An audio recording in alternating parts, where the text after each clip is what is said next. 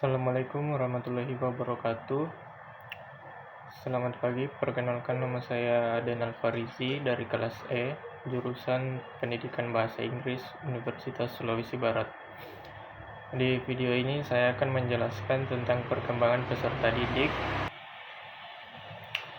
Yang pertama itu tahap pertumbuhan individu berdasarkan usia.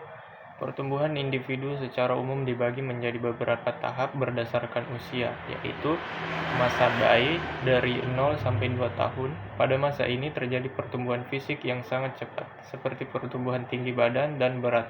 Kemampuan motorik kasar dan halus mulai berkembang. Selanjutnya, masa kanak-kanak awal 2 sampai 6 tahun. Pada masa ini anak mulai lebih aktif secara fisik, rasa ingin tahu tinggi, kemampuan bahasa berkembang pesat. Masa kanak-kanak tengah dari 6 sampai 12 tahun. Mulai masuk sekolah dasar, pada tahap ini perkembangan kognitif dan sosial menjadi lebih kompleks. Anak belajar keterampilan sosial, berpikir logis, dan tanggung jawab. Selanjutnya masa remaja 12 sampai 18 tahun terjadi perubahan fisik, emosional, dan pencarian jati diri. Mereka mulai berpikir abstrak dan mempertanyakan nilai-nilai sosial. Yang kedua, tugas perkembangan individu berdasarkan tahapan usia. Tugas perkembangan adalah kemampuan yang harus dicapai seseorang pada tahapan usia tertentu. Beberapa contohnya yaitu anak-anak usia 6 sampai 12 tahun, belajar keterampilan akademik dasar seperti membaca dan berhitung, belajar bekerja sama dengan teman sebaya, serta mulai memahami aturan sosial. Remaja 12 sampai 18 tahun sudah mulai membentuk identitas diri, menjalin hubungan sosial yang lebih luas, mempersiapkan diri untuk kehidupan dewasa dan karir, serta belajar mengambil keputusan sendiri. Tugas-tugas ini sangat penting untuk membantu seseorang tumbuh menjadi pribadi yang sehat secara emosional dan sosial. Yang ketiga, ada dua jenis teori perkembangan menurut ahli. Yang pertama yaitu teori Piaget atau kognitif. Jean Piaget menyatakan bahwa anak-anak berkembang melalui 4 tahap kognitif.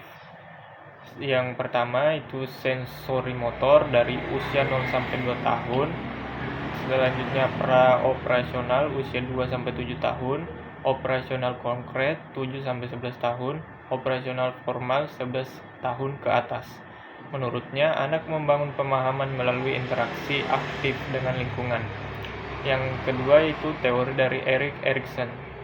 Erikson membagi perkembangan menjadi 8 tahap dari bayi hingga dewasa. Tiap tahap memiliki konflik utama. Contohnya, pada saat remaja, identitas versus kebingungan peran. Pada fase anak-anak, inisiatif versus rasa bersalah dan seterusnya. Teori ini menekankan pentingnya hubungan sosial dalam membentuk kepribadian. Yang keempat, penjelasan singkat materi multiple intelligence.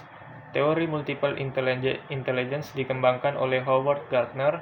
Ia menyatakan bahwa kecerdasan itu tidak tunggal, melainkan terdiri dari berbagai jenis, seperti kecerdasan linguistik, tahu bahasa dan menulis, kecerdasan logika, matematika, dan kecerdasan musikal, serta kecerdasan kinestetik atau gerak tubuh, kecerdasan spasial atau visual dan ruang, kecerdasan interpersonal yaitu sosial, dan kecerdasan interpersonal pemahaman diri, dan yang terakhir kecerdasan naturalis atau alam. Guru sebaiknya mengenali dan mengembangkan semua kecerdasan ini agar semua siswa bisa berkembang secara adil. Yang kelima, studi kasus Andi dan Lala. Dalam kasus yang diberikan, Andi pandai berhitung dan logis, tapi kesulitan menulis. Sedangkan Lala pandai menulis dan bercerita, tetapi lemah dalam matematika. Tindakan yang dapat diambil yaitu sebaiknya menggunakan pendekatan diferensiasi pembelajaran sesuai teori multiple intelligence.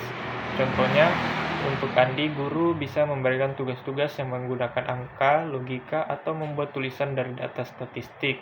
Sedangkan untuk Lala, guru bisa menilai pemahaman matematika melalui cerita, puisi, atau membuat soal cerita matematika. Penilaian tidak boleh hanya mengandalkan satu jenis kecerdasan. Guru harus memberikan ruang bagi setiap siswa untuk menunjukkan kelebihan mereka, agar mereka semua bisa berhasil dengan caranya masing-masing.